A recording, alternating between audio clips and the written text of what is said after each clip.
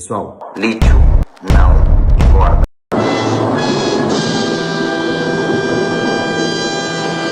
Ensaios clínicos randomizados, controlados contra placebo, já comprovaram que lítio não dá ganho de peso.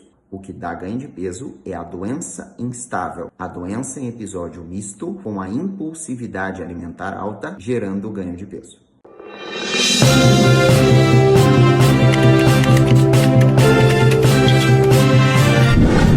Doutor, socorro!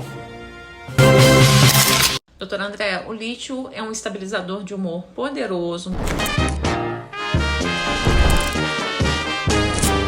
muito indicado, primeira linha no tratamento do transtorno bipolar. E em quais casos ele seria contraindicado para o paciente? E quais são os cuidados que o paciente deve ter ao estar tomando o lítio?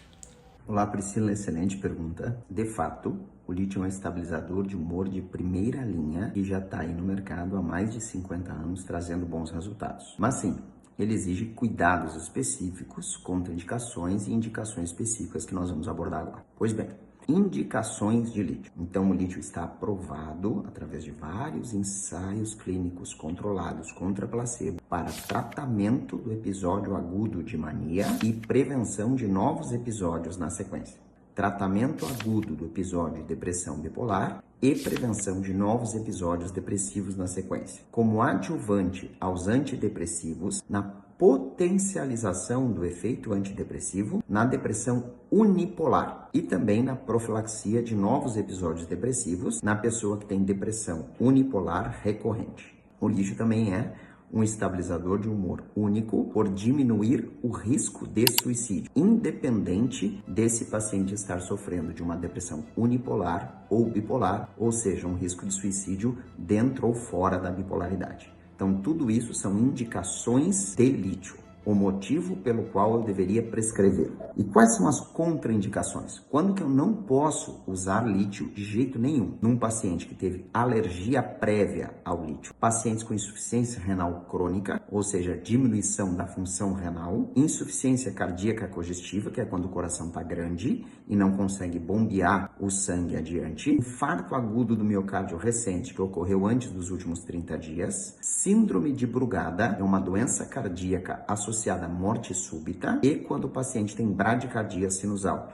ou seja, quando a frequência cardíaca é consistentemente menor do que 50 batimentos por minuto.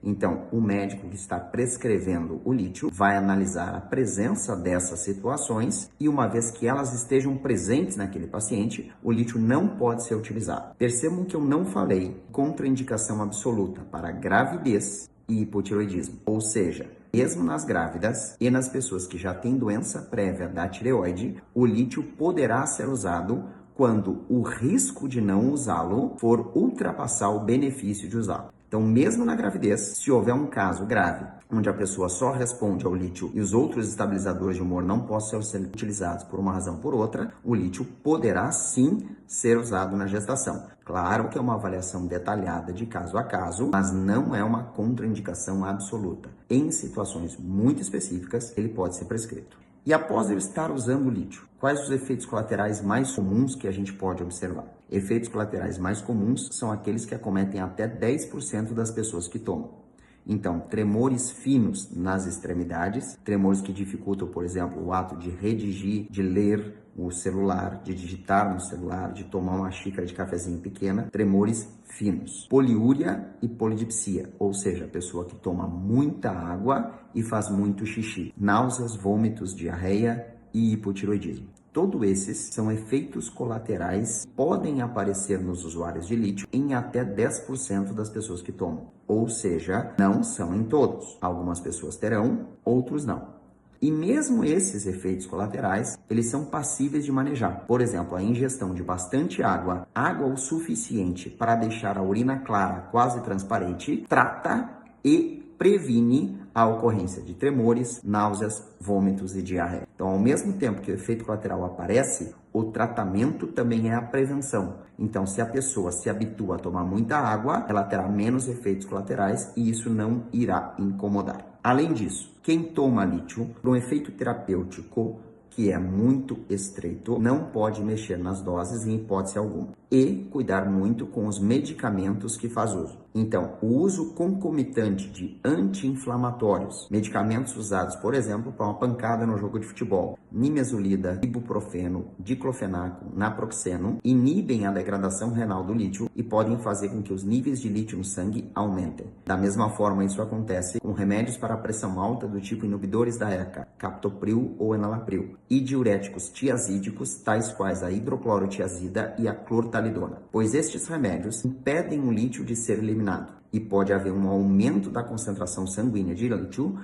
causando uma intoxicação por lítio. Portanto, se houver a necessidade de usar medicamentos tais quais esses que eu comentei, o médico prescritor deve ser imediatamente comunicado para que ele possa ajustar as doses e dar as orientações adequadas. Não é que esses remédios não possam ser usados, mas eles têm que ser usados numa dose pequena e por um período curto, muito bem indicado. Além disso, quem faz uso de lítio deve monitorar a litemia periodicamente. Então, a litemia é a dosagem de lítio no sangue, um exame de sangue que deve ser feito uma semana após a introdução do lítio e uma semana após que há qualquer alteração na dosagem do medicamento. E essa litemia tem que ficar entre 0,6 e 1,2 mEq por litro, que é o que garante a eficácia terapêutica, o intervalo terapêutico onde o lítio funciona melhor. Valores abaixo desses não são eficientes e não têm benefício clínico. Valores acima desses podem ser tóxicos e perigosos. Então, a litemia ela tem que ser acompanhada de perto, sobretudo no início do tratamento ou quando há alguma alteração clínica, tipo o paciente teve uma desidratação por diarreia e vômitos, ele pode fazer uma intoxicação por lítio e eu tenho que fazer uma nova dosagem de litemia. Sinais de intoxicação por lítio são a aparência súbita de tremores grosseiros nas mãos, junto de náuseas, vômito, diarreia, pode ter visão dupla, tontura e ataxia, que é a marcha